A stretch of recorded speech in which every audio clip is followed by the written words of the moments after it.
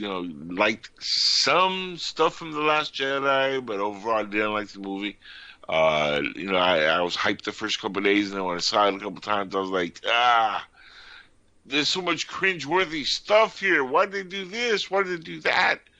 And the mistakes just became like it compounded on itself, and now I just don't like the movie at all.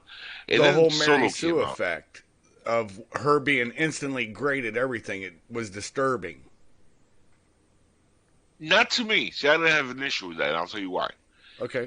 Because we haven't seen the whole trilogy.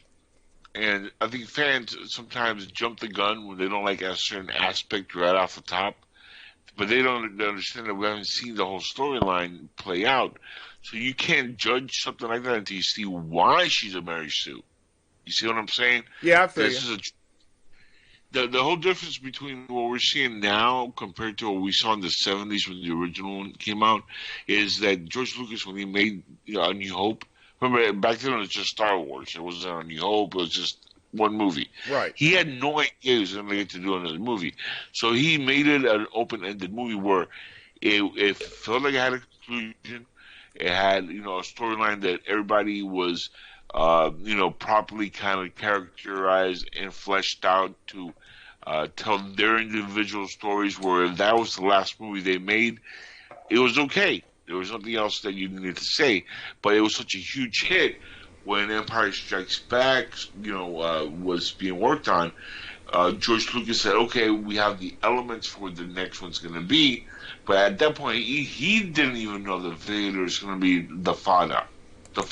Right.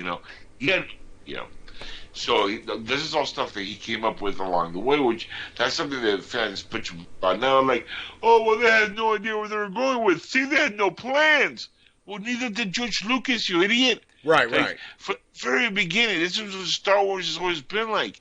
Like, I see Geeks and Gamers, Jeremy, and he goes off like, they had no plan. Oh, Kathleen Kennedy's the worst person on the planet. She had no plans. J.J. Abrams, he had no plans going forward. Neither did George Lucas. See, He never, that's part of storytelling. You start off, you lay the foundation. If it works, then if you're going to do a sequel, you springboard off of that.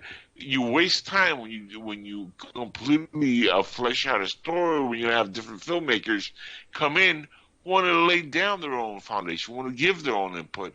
So what JJ did was he created the intro to the trilogy, handed the baton off to the next director, who goofed it and messed it up, and now to kind of like bring it all back together, they went back to the guy who started the thing off, and he's building the bridge to end it off. And again, that's kind of what happened in the original trilogy. George came in, did the original movie, it worked. Then they brought in another director and another director for the next one. 3 directors, 3 movies. That was great. And what's the best trilogy of them all? The original trilogy, right? Because that's movies that feel different. That's kind of like what they were trying to go for. They just kind of really fucked up in the middle part here. Well, my complaint is twofold. There has been established canon, just like you were talking about with like Superman and whatnot. There's been established canon that's been laid out now. And I'd love to hear Brandon's take on this too, seeing he's a Trekkie and maybe not as big a Star Wars fan.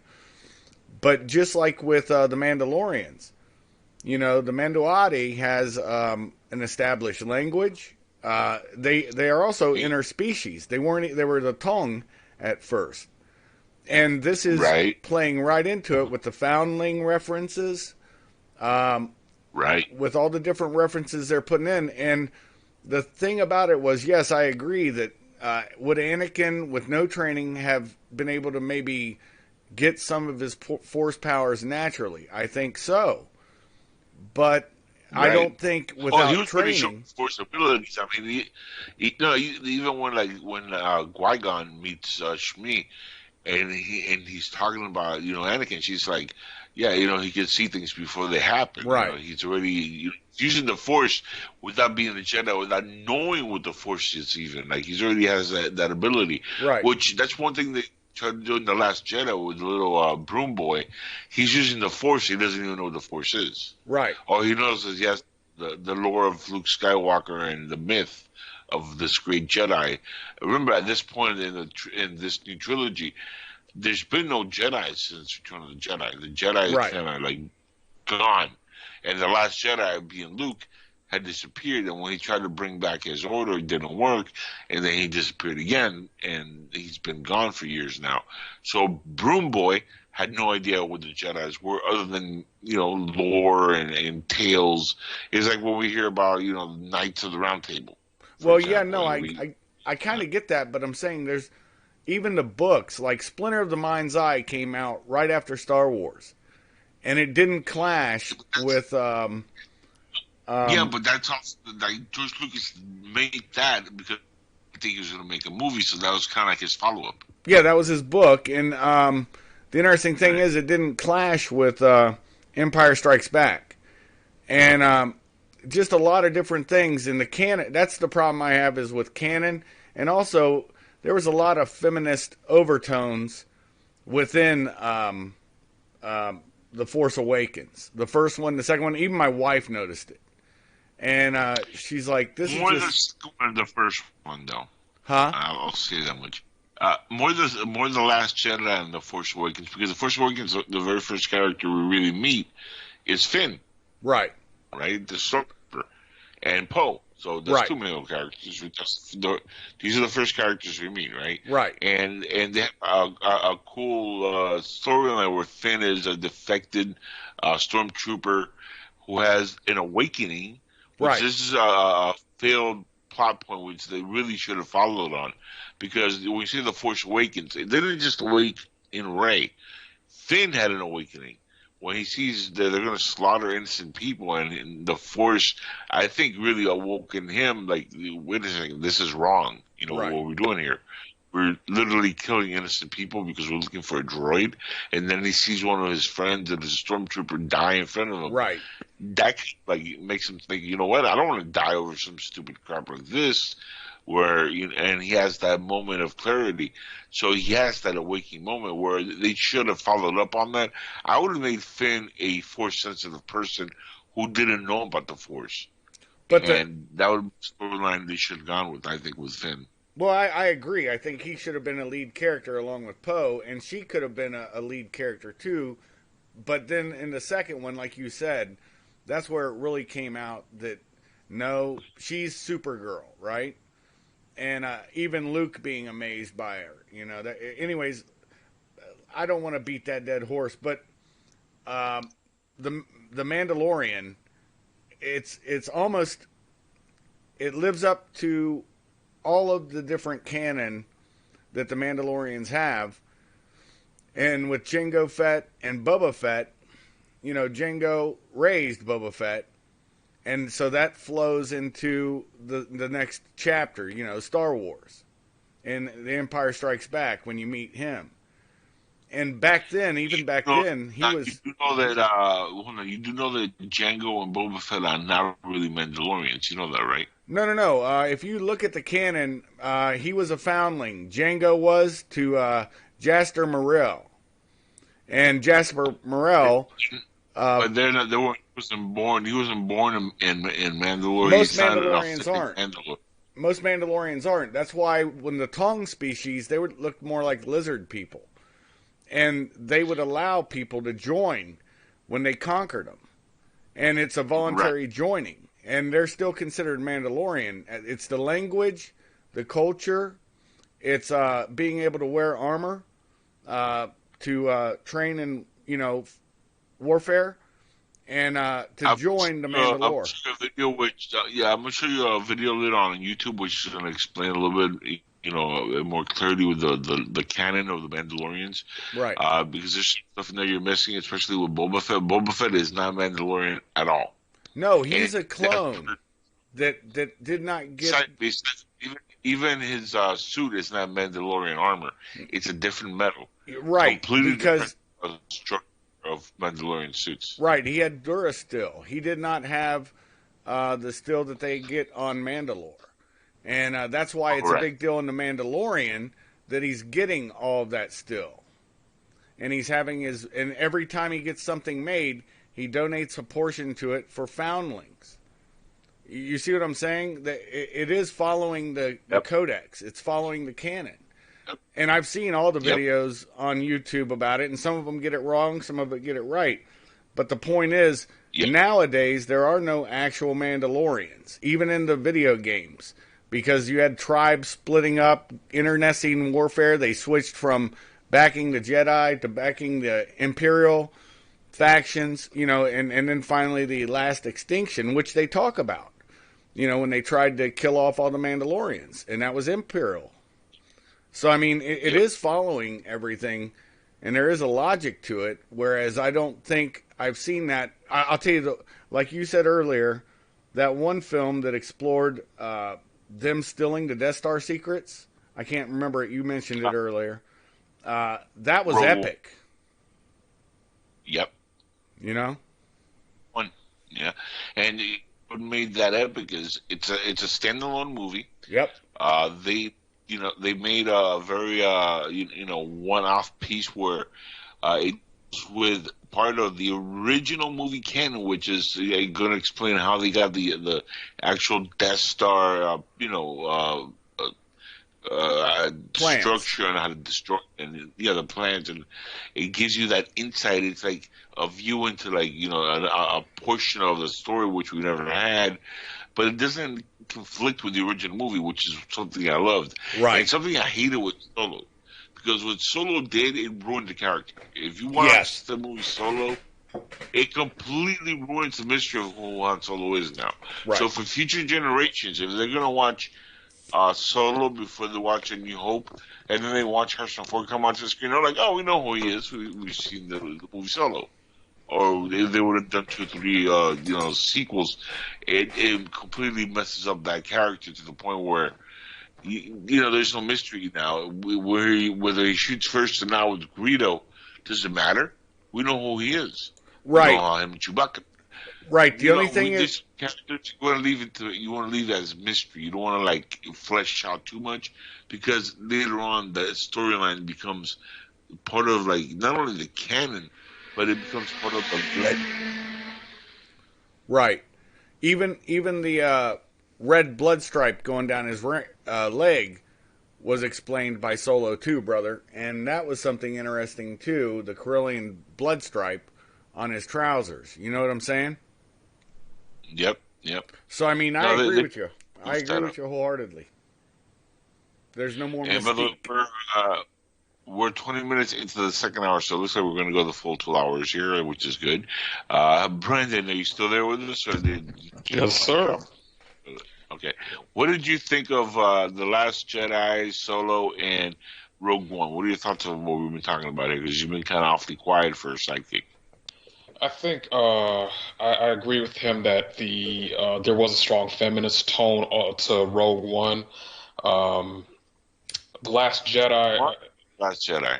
Because Rogue One, I thought was spotless. And Solo, I thought Solo was a joke. Like you said, it ruined. There was a mystery, mystique behind Solo's character. Now, like you say, we're going to have future generations looking back on this, and it totally ruined it. But I thought that The Last Jedi could have been a little bit better. Just a lot of undertones to it.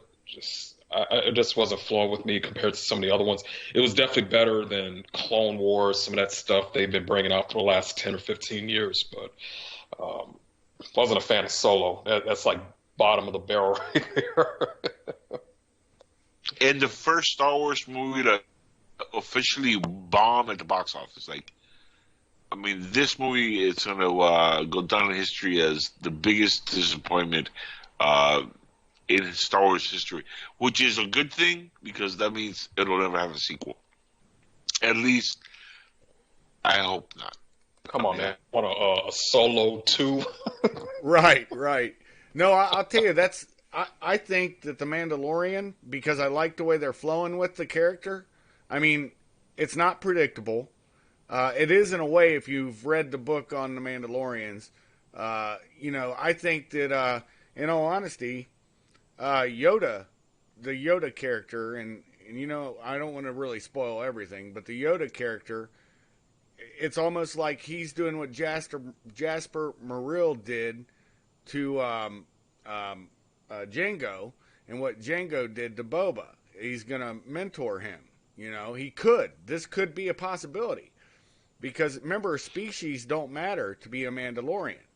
It's about the codex, and that would be a really interesting twist. And this could be like a Game of Thrones for Disney. I think so. I think that's where they're going with. But here's my whole thing. I don't know how many seasons they have, but Baby Yoda, everybody knows about Baby Yoda now, so we don't have to like worry about spoilers that much. I don't think. But Baby Yoda is 50 years old. Okay, it's been 50 years since its birth. In that, I'm saying that they age very slowly. So even if the show goes 10 Right. seasons, he's not going to be a baby. Like there's not going to be any big Yoda running around saying, Mandalorians help me, yes. Like, you're never going to see that. Right, but You know, I mean, there's a video I he's saw gonna of stay- there was a video I saw of Yoda as a young man going through the academy somewhere. Somebody had made, and they even made him like look like a teenager, right? Well, let's say the Mandalorian lives to be 50 years old or whatever. I don't know how, 50 more years. Well, that's 50 Right. years of indoctrination into the Mandalorian culture. And if Baby Yoda can transfer and keep going on, I mean, there'd be time jumps and stuff. That's what I'm saying. This has the possibility to go multi-generational if they do it yeah. right. Now, not only that, they could, speaking of that, they could use this Baby Yoda for not only the series, but even post The Mandalorian, if they want to give him Yep. his own storyline, say, 200 years in the future where this Mandalorian guy is gone. There's no more, relationship because it's been 200 years and they age normally and, the Yoda species don't. So he could be like in his rocking 20s in 200 years and just be chilling, walking around like Baby Yoda does or Teenage Yoda at that point. And he can have his own storyline, come out in a completely different trilogy of movies or whatever. And now you have Disney's own Yoda. And by the way, I have part of the theory that's going around. It's something that even I thought of before I read it online, I will say. And I read it recently, and it makes all the sense in the world. Okay?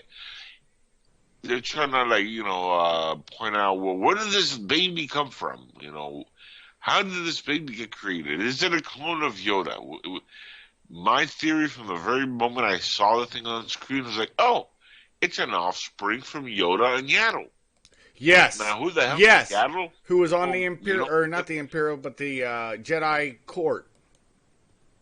The Council. Now, Council, if yes. you're a diehard Star Wars fan like myself and James and Brandon here part time, you would know Yaddle is the same species as Yoda, which we don't know the species. Even though I think eventually they're going to be called the Wills. That's going to be their species, and I think this baby is an offspring of them. Now, remember, part of the Jedi training is they love is forbidden. Okay, Right. Attachment is forbidden. Yeah. Doesn't mean that the saving of a species or procreating is forbidden. Right. So Yoda didn't have to be in love to create another life, which might be continuing their species, which we might find out is an endangered species. So they would have every reason to mate, have a baby, and then have the Yaddle go away because she disappears after episode 1. Yes, We she don't does. see her again. Yes, she does. Yep. Why does that happen? Perhaps she got pregnant, wanted to have the baby, and disappeared because maybe Yoda said, you know what, this is a good idea because things are getting kind of ugly, and we need to preserve our species. So away you must go. Yes. And then left. I think this was an attempt to preserve the species. That's awesome, brother. I'll tell you, that's a good idea. I just think it would be epic, like you said, if there's a time jump 200 years, to have a baby Yoda and he's already demonstrated the Force during that one tussle. And which is could so you powerful with the Force because he's the offspring of two Force-sensitive Jedis. Yes, and could you imagine a Mandalorian being able to manipulate the Force? That's fucking world changing, brother. Oh, I mean, they'll have the planet back without a problem in a couple of years if this baby becomes like part of like, you know, their group and helps them out, and they raise it and they mentor it, and it becomes like a Mandalorian itself. Like imagine the Yoda Mandalorian. Oh my god, like that'll be amazing in itself. Yep. Now here's a kicker. If let's say this is the storyline they go down, and this is the offspring of Yoda and Yaddle, you know what I think the perfect name for this little being would be? Because we can't call it Baby Yoda. I mean, eventually it's going to have a name. I think we should stick with the Y, Yoda, Yaddle, but I think we should just call it Jedi, with the Y instead of a J. Yeah, like the German, silent, it would be a J in homage to Django, I guess, but it would be Yada or something like that. Yeah, because Yadai. Yadai because Yoda. Because the thing is that's a homage to both Django if they spell it with a J, and then the pronunciation would if it's Yadai because of the resin. Remember, this Yoda has nothing to do with Django or right. Even but, the Mandalorian has nothing to do with Django at all. No. Well, no, I'm this saying series is not Django or Boba Fett, but the baby Yoda. Okay, right. Remember if Yoda, which is with a Y now, with a J is Yoda, and Yaddle, which is with a Y Yaddle, Yaddle. If those are the parents, call them Jedi. Yeah, but Y-E-D, which will be a tribute to the Jedis. Yeah. And Yoda and Yaddle with the Y. Well, so the reason I said Jedi offspring. The reason I said J wasn't just for Django. I was trying to go somewhere with it. Is from the Resonare and the Mandoade's spoken language. It would be a J also to get that Y sound. So it's funny. Right. Just go in and look at the different word and phraseologies. There's an entire language. It's like Klingon. I'm sure Brandon knows all about this because of Klingon. People speak Klingon. Yep. And I mean, if I'm going to geek out about something, it's usually going to be something with like a language, something that has some backstory. Yep. And that would be brilliant if they do that. Now, by the way, this also came out recently. We can get into this a little bit, and I wanted to get Brandon's thoughts. And James, since it seems like you're on par with Star Wars here, your thoughts would be interesting also. Jon Favreau, who is a brilliant director, filmmaker, actor. I love just about everything he's ever done, even pre-Marvel. I've been a big fan of Jon Favreau for a long time. And he, of course, is the creator of the Mandalorian TV series. He is being looked on now as possibly being the successor of Lucasfilm's seat as the runner of Lucasfilm in 2022 when the contract is up with Kennedy. They're talking about behind the scenes of him taking over. I am 100% behind that. I think that would be like the greatest thing ever. Because if the Mandalorian TV series, this is like the first thing he does within the Star Wars universe, and it's this good. Can you imagine if he's running the ship? Well, Favreau was already in an episode. A lot of people don't know. He was the heavy infantry Mandalorian, the guy with the Gatling gun looking thing. That was him. Yep. I mean, he's all on board for, fun time. That would Well, be he's awesome. when he did the Iron Man, he plays Happy, in Iron Man and in the Marvel universe. Right. And I'm happy to have him on in Star Wars. Let me tell you, because the Mandalorian TV series so far, 3 episodes in, and I'm glued. Let me tell you, this is the best Star Wars. I knew that Star Wars on on a long format like this would work. Remember, this is not 24 episodes. This is going to be like 8 to 10, maybe something like that. And that's good. Yeah, it's like a long movie. It's what it feels like. Which if you're a skilled filmmaker, it's you can actually cut this down and make it into like a really tight film. Which I might work on that because I like re-editing stuff and making my own cuts. I did it for the sequels of Force Awakens and The Last Jedi. I kind of made my own fan cut of the movies into one movie, and I call it the Awakening of the Force instead of the Force Awakening. I flipped it around. And I've showed it to a few friends only because you can't make money off of it. You can't put it online, obviously copyrights, all that jazz. So I just showed it to a few friends, and everybody's been like, "Holy crap! It's so much better than the Last Jedi." And I took elements of both movies and kind of like mixed and matched. By the way, spoiler alert: in my movie, we have Broom Boy also. Nice. Same way, not the same way exactly, but he's in there. I have no hate on Broom Boy. One character I had to remove though, and this is probably the most annoying character in the history of Star Wars. Roast Tico. I know how some people feel about Jar Jar Binks. That's how I felt about Roast Tico. Same here. Same here. She was annoying as hell. Remove that like it didn't exist, please. Yes, yes. Her lecturing, her unending lecturing was nauseating. I will say, I'm just stoked about the whole thing. And one thing I will tell everybody, this is just me speaking from the heart. I went over today to your Patreon, and I donated.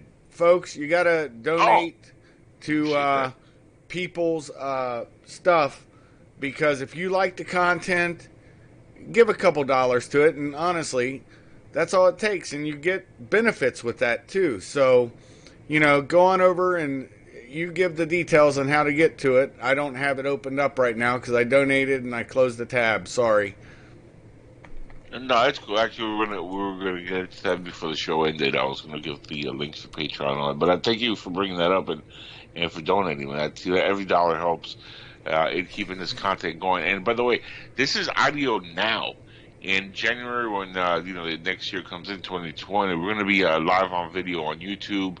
It's gonna have split screens, a bunch of stuff I'm working on, which Patreon would help immensely because it's gonna help fund a lot of the content that I'm gonna be putting out there through not only PSN Radio, but PSN TV and a lot of stuff that we're gonna be working on. Brandon over here, by the way, to plug some of the stuff he has. He has Florida Stuffed stuff that he does. Brandon, you want to give a plug for that? Yeah, that'd be great. Go for it, plug away. Yeah, Florida Stuffed has gotten so huge. James, I don't know if you've heard of it, but I travel around the state advertising, promoting our local restaurants and spots to eat. And, it's gotten so big, I feature 199 restaurants in 64 different cities at the last count.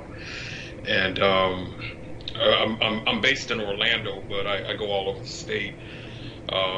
Angel, in fact, he helped me out more than once when I was down in Miami over the last couple of years. And hopefully in the next year or two, I can get a magazine line going, do more YouTube videos. And Angel, I've never expressed how grateful I was for the help you did when we were at the Q down in Cutler.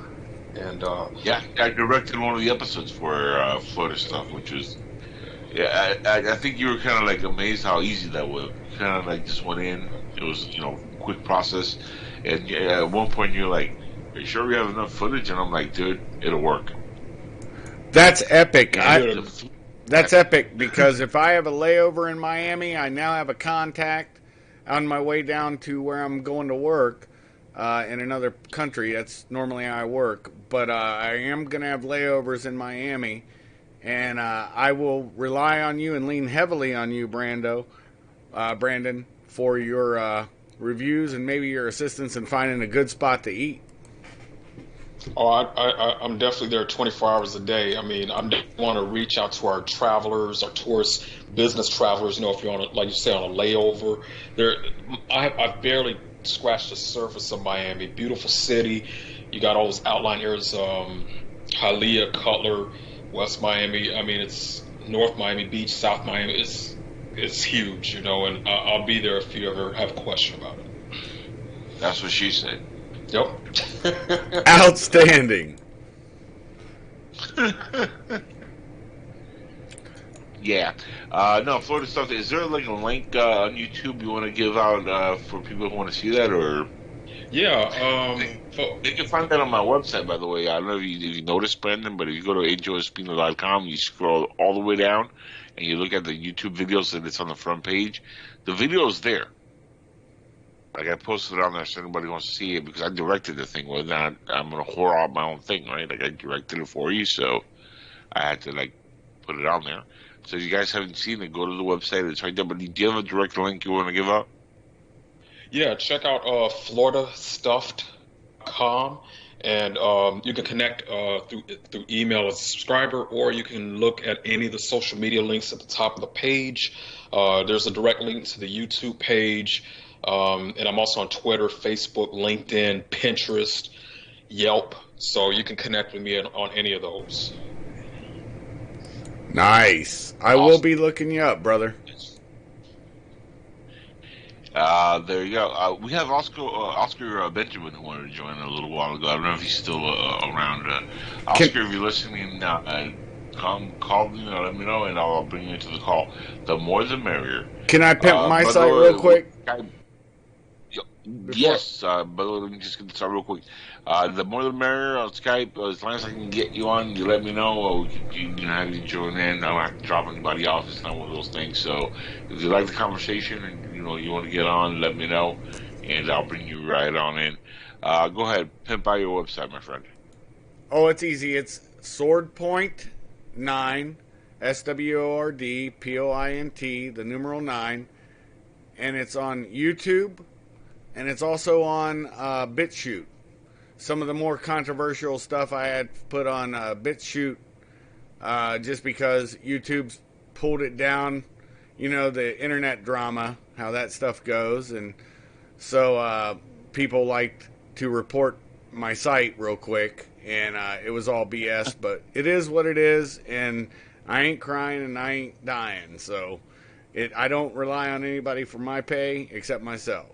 Kind of my lifestyle, but Angel already knows that. So yeah, we did an epic show, and to pimp Angel's past shows, I will suggest probably the best show I've ever heard on PTSD I was a part of, and it was with a doctor and Nancy and Bill Burns, and I don't know if that was on Skywatch. I think it was Skywatchers, wasn't it, brother? It might have been I know it was either Skywatchers or Future Theater. It was definitely one of those two. It wasn't on this show. If it was Bill and Nancy, most likely it was on Future Theater, though, if I remember right, because they were both on. It had to be Future Theater. And yeah, no, I remember the episode. It was, I mean, Bill and Nancy. I haven't talked to Bill in a little bit, but they're wonderful people, and right now they're working hard on like other material. So unfortunately, they haven't been back on air with us on PSN Radio. But if they ever do come back, they'll join us back on here. But it is what it is, man. They're doing their own thing right now. But that was a good episode. Check out FutureData.com, everybody, and all the MP3s are there for free. You can link right into, which it's funny because it goes right into my SoundCloud page. So now there's other news that I wanted to get to also as I go along here with the news. Which we can kind of close on The Mandalorian. We all love it. It's fantastic. And again, I just want to say that think about this name, Jedi, for the baby, Jedi, I'm Yoda, loving it. Yaddle. I'm loving it. Yeah. Yadai. I gotta get used to It pays Yadai. yeah, but think about Jedi. It pays tribute to the Jedi's. Yadai It pays tribute IB. Yadai IB. Jedi IB. By the way, before I hope they give it a different voice. Nice to meet you. Yeah. I can always take over Frank Oz's job, I think, and play the voice of this baby Jedi. Yes, you could. Hey, I'm gonna pitch that next time I see somebody. In the future series when he's a little bit older, and they're like, "Well, we need a little older voice." I could be like, I'm a Jedi, I am, yes." Now, of course, and here's a question before I move on, and either one of you can jump in and answer this. If he is raised by the Mandalorians, okay, which is, I hope that's the storyline that they go into with this baby and they protect him. If that's the storyline they go in for whatever amount of seasons, and then in the future we find out that he was raised by them and he's still continuing their way of life. If that's the case, he probably will not talk like that.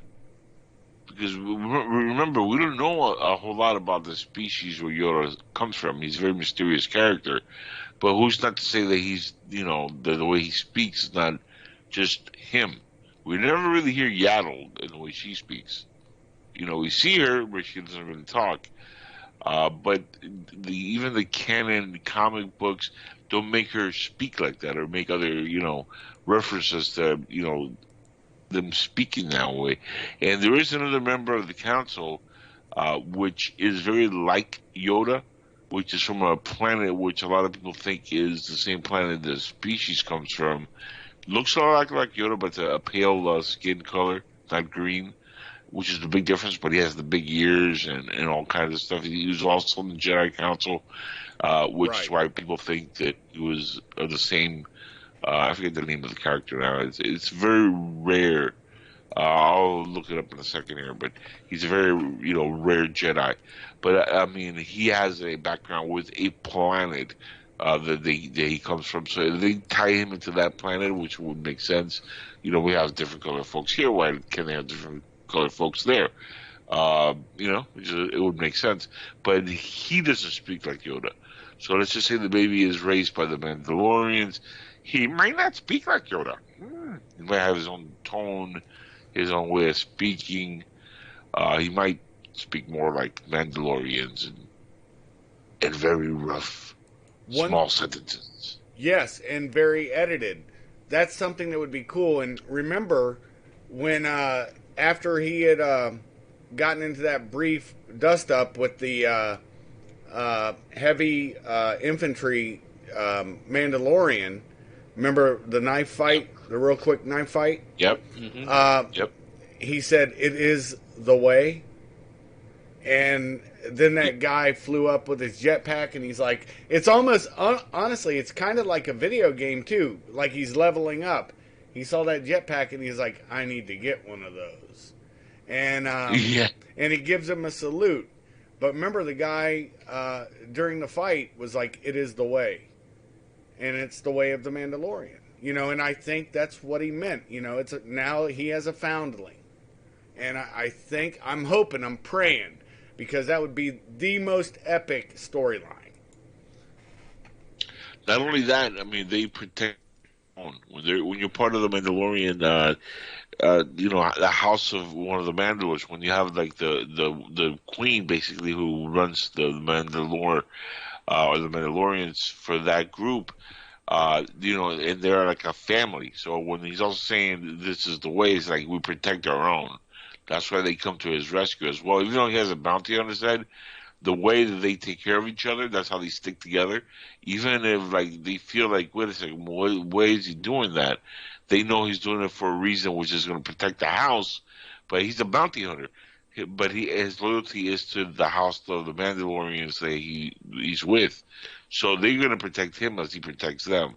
So that's also why he's saying it is the way. Not only it's because that's the way they are, from their history, but they are very protective of their own. So if he does take this baby and protects it, they're all going to protect it. They all adopt the baby. I agree. I agree, but remember the Razanare, I can quote it verbatim. I adhere to the Razanare, the core of what it means to be Mandalorian, a sacred law giving us direction and purpose, education and armor, self-defense, our tribe, our language, our leader. All help us survive. We must educate our children as Mandalorian. Obey the commands of Mandalore, speak Mandoa, and defend our clans. And that's the thing. Exactly. Yep. That's the thing. And if this baby becomes into the Mandalorian clan, protection's given. Yeah, that's it. This will become baby Yaddle Jedi Mandalorian. Exactly. I'd love to hear Brandon's close out too, brother. Yeah, there's so much epicness on this kid. Brandon, anything else you wanted to add before we move on to the next story? Yeah, I think I'm definitely looking forward to seeing what this will become. Like you said, could go Mandalorian. I think Yoda. I think this whole thing going back a few minutes was to preserve the species, but yeah. I would like to see a timeline jump. Maybe not 200 years, maybe like 50, 60 years. Just to see, I mean, depending on how long Yoda himself stays alive, I don't know the how long, but it will be interesting to see if that flourishes. Remember, Yoda was over 900 years when he died in the Return of the Jedi, so they live a long time. Yeah, real long time. By the way, that's 900 years that we know of. Right. He could be a lot older than what we've been led to believe. Not only that, they've introduced time travel into this thing. So who's not to know that maybe he's time traveled from a different, time period altogether? Maybe he came from Yoda from 2,000 years in the past, or 3,000 years in the past, and when he was like 300 years old, traveled into the future. It's not time travel; it's part of the overall canon, which was introduced in Rebels. Yeah, BBY. So now, take that also. Yeah, so you have to take that into account. We don't know Yoda's history. He could be 900 years as a species, but he could literally be from thousands of years ago. And he time jumped or something into the future. There's an entire backstory also with Yoda. We could do movies on, TV series in the future. That's a great thing about the Star Wars universe and some of these characters where it's mystery. Now with Yoda, I would kind of like to leave that more mysterious, like with Han Solo, where we don't know the backstory. We kind of just leave it as a mystery. But now we have this baby. And now the future of the baby is the mystery, which is kind of like, I love that. Plus it gives Disney his own Yoda and doesn't mess with the Yoda we come to know and love, and it leaves him in that mysterious kind of like cloud. And I like that. I like that Disney's going to get their own version, but it doesn't like thread over what we've known with Yoda. Me too. And Yaddle. Me too. With Yoda, I always looked at Yoda as one of those kids, or Yoda even as an adult. Remember him leafing through Luke's little survival kit and throwing stuff over the thing? There was a big nod from Disney to Lucas when the little kid keeps getting out of his crib and grabbing something from the Mandalorian, which aggravates the Mandalorian, but that's what the species does. They're inquisitive. And it's just so beautiful the way that they're incorporating this entire thing, and that's my closeout comment. Now, the next thing I wanted to get into here is still Star Wars related. J.J. Abrams reacts to George Lucas' Star Wars regrets. And I want to get to this real quick because this is, it's funny, they're reporting this. But it says that George Lucas has made it clear in the past that he's not particularly a fan of the new Star Wars films, But director J.J. Abrams has a pretty good idea as to why he feels that way. He says during an interview with Rolling Stone magazine, Abrams shared his thoughts on the matter, and I'm going to quote here. He said, "It's probably a complicated thing for him." Said regarding Lucas selling Star Wars to Disney in 2012, to decide that you're going to sell this thing that you created, that was your to anyone. That must be more complicated than signing a check and smiling about it, which I agree. But at the same time, when you're selling a property like this, like Lucasfilms, because he didn't just sell all Star Wars, okay, he sold everything, all Lucasfilms. So it's not like he can complain about one thing or the other. Uh, but he said that he feels like he's been given like the cold shoulder ever since he sold Lucasfilms. Which, I mean, I don't know exactly what George Lucas wanted, was expecting. They're going to just say, "Okay, George, we're going to buy it and let you do whatever you still want with it." Right. And not only that, they bought Industrial Light and Magic, and that's his baby. Right. That was on his property. Yeah, I mean, when he sold everything. Like he said, "Here, I'm walking away." And something that he did, which I was like really disturbed by. He said something, and that he even regretted it. He said that he sold his baby to white slave owners, basically, and then he compared Disney to the slave owners, which is funny because politically, I completely disagree with Disney and with Bob Iger and their politics. I think is disgusting at some parts. Hiring James Gunn back, I was against that because of his tweets, albeit pedophile in nature, and that's the reason they fired him. And that's a completely different thing. But there's a lot of things that Disney, ABC, and the people that run those companies have done that I'm not in favor for. But at the same time, when you buy a property, the guy who sold it to you needs to just shut up and go away because they don't have to listen to you anymore at that point. They can do whatever they want. You sold your property. To then come back and say, "Well, I sold it to slave owners." When they're, making new movies, I thought that was very distasteful. Whether you feel that way or not, you sold it. At that point, you have to just kind of like walk away and say, "Okay, that's it." If you feel bitter about it, well, hey, too bad. You shouldn't have sold it. Now, one mistake I think Disney made with this whole thing is they rushed out too much Star Wars. They didn't concentrate on other things that they had with Lucasfilms. I would have done the next trilogy in structure in a 6-year time frame where you have episode 7, 8, and 9. That's fine. But in between, give it a gap. Don't try to come out with like 2 movies a year. That's going to be a little bit too much. Not only that, Solo was a mistake. We know that much. You have episode 7, which was a nice introduction. Episode 8, now episode 9. You have Rogue One. You have a lot of things in between. One thing we haven't seen is, and we have now, how many years since since Lucas sold to Disney? One, project we haven't seen get off the ground. Indiana Jones. Why hasn't there been more movement on that? Now we finally have word that they're going to work on a new Indiana Jones movie. That should have been right after episode 7. They should have greenlit Indiana Jones and gone right into that instead of a solo movie. I agree. He should have gone right into Indiana Jones 5, and then Willow 2, and then, do whatever, and then go to episode 8. And then, give it a little bit of a gap. Explore other properties. Hell, Howard the Duck. Why haven't they brought back? He's part of the Marvel Universe. He's been featured in the Guardians of the Galaxy movie as a cameo. He is a movie that was made by Lucasfilms, who held the movie properties, which now Marvel has back. Why didn't they make a Howard the Duck reboot?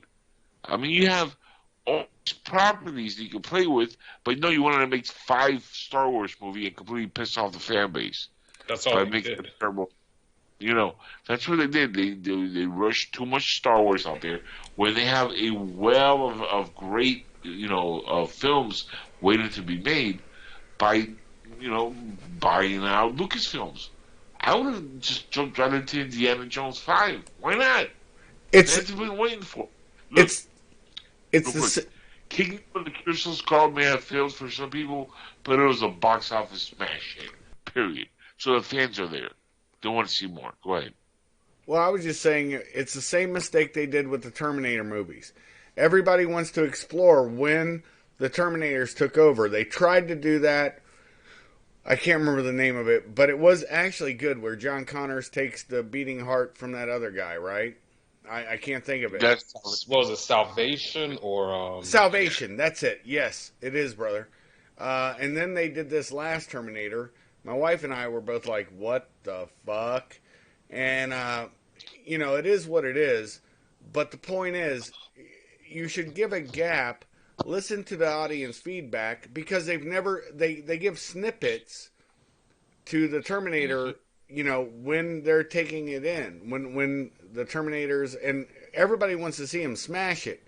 They tried to do that with that one movie where they go back in time and the good guy's the bad guy or whatever. I can't remember what that one was, but that failed. Genesis, yes, Genesis. exactly. Yeah.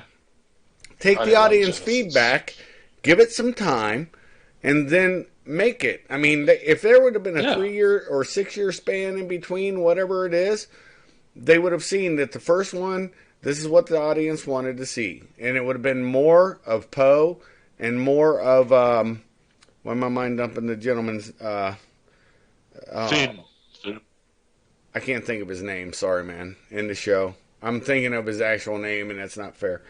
The guy who, without any forced training, stood up against Kylo Ren. And the Knights of Ren, that's another thing they could explore. But see, they're going to give a hat tip in this movie to it, and they're probably going to get short shrift. Where the Knights of Ren has their own little codex too. Hold on, from what I've read, the Knights of Ren are going to be featured pretty good in the next movie. You're going to see, you're actually going to see the Knights of Ren in action. And you're talking about Finn, the character by John Boyega. Which the one major mistake, by the way, in The Last Jedi, he has a lightsaber hit him in the back of his spine in The Force Awakens, and then 20 minutes later, because remember the Last Jedi literally picks up where The Force Awakens takes off. There's no time period in between the two movies. He gets carried away from being in practically near death with a spinal injury. And then 20 minutes later, he's on his feet, hey, what's going on? Where's Ray? And it's comedic. It's comedic. It's what right. It's what I've seen them do. Yeah, but here's the thing. Even when Luke went through the similar issue in Empire Strikes Back in the beginning. Yep, the back. He's in the tank. He's in there for a while. He's recuperating. He's all beat up. You never get that moment. So that's a huge mistake, I think, in the next in what was The Last Jedi with that character. With that said, if you're gonna do that, at least make the character good and flesh him out properly. They didn't even do that, and they failed him completely. Which even John Boyega came out recently, and we have to end the show here because we're out of time. But even John Boyega said recently that he felt that they really messed up the character because of that. Because they didn't really flesh him out properly. And in this movie, they fixed that. So as a fan, I'm glad that he said that because he's acknowledging that they kind of goofed up the character. And he has more of an impact in this movie. Which, he could be lying. He could have shot all this stuff and then it gets cut out later in post. We haven't seen the movie, but it comes out next month. So if you're a fan, we're going to find out the answers in about a month. Guys, we're all out of time here on the show. Unfortunately, the 2 hours are done. We have to wrap it up, but I want to thank James for joining in, but Detox for being the sidekick in a long time, and he's getting used to the headset. Eventually, that won't happen again next week. We'll be back live here on PSN Radio with Inside the Jackal's Head on Sunday nights at 10 p.m. again for an hour to 2. As we do. And again, if you're going to check out Patreon, please go ahead and do so. It's I got 2 of them. I got Angel Espino, you go to patreon.com/Angel Espino. That's going to take you to my personal Patreon page. Also, the PSN Radio has one. You go to patreon.com/PSN Radio. There's two of them there. You know, you can give $1, $2, whatever you can. It adds up. Please go ahead and do that. It'll be immensely helpful, especially for the upcoming year coming up, where we're going to load up with content on the internet, including a lot of video stuff, which includes, Brandon's Florida Stuff tier and the stuff we do on Inside the Jackal's Head and PSN Radio, and it all trickles down to helping the network out. It doesn't go in my pocket. Every dollar that goes in there is going to be going and put back into the network, or into what I need to have done in January, which is spinal surgery. Oh yeah, not looking forward to that at all. That's not going to be fun.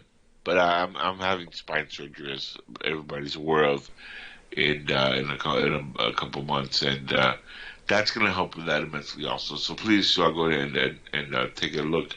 You get there easily if you go to the website angelespino.com once again, and just look down on the page. The Patreon banner's right there.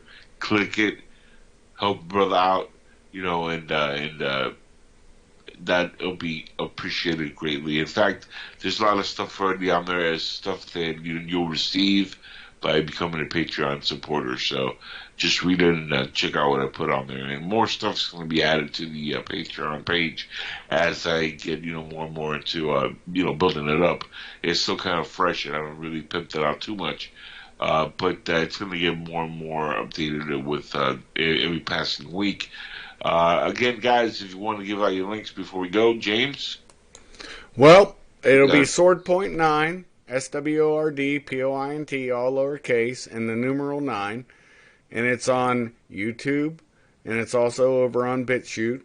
And I hope that I can have both of you on my show for about a 2-hour show, completely covering this last portion, because we're doing it short shrift on both The Mandalorian and the final episodes, because I've seen a lot of these videos that are fan-made, and I think they're lacking critical thought. And I've heard today with both you and Brandon, beautiful minds coming together. Not me, of course, I'm an idiot. But other than that, I've enjoyed it. And that's all I have to say. Brandon? Oh man, thank you, James. Glad to have you on the show tonight. Folks, check out floridastuffed.com. That's Florida, the whole word spelled out. Stuffed, STUFFED.com. Feel free to look me up. I'm going to have a live chat feature coming up on the website here soon. So you guys, no matter what part of Florida you're looking for spots to eat, look me up. Just email or click away, and you guys can enjoy all your favorite foods from around the state. There you go. Guys, we'll be back next week. Join us again on PSN Radio. That's psn-radio.com. And I am, of course, Angel Espino, a.k.a. The Jackal, and I'll catch you next week. Shout out to everybody listening, and thank you for listening. Good night, everybody.